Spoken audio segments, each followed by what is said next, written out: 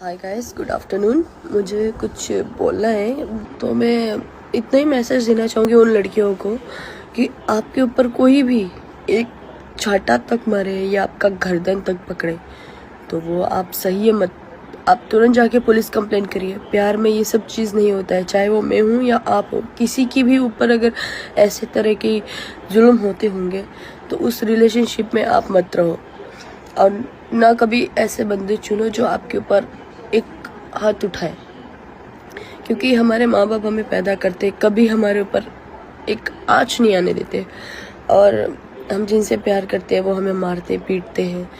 तो ऐसा तो प्यार नहीं चाहिए। इससे बढ़िया है कि आप प्यार ही मत करो। तो मेरा यही मैसेज है कि प्लीज़ डोंट ट्रस्ट एनी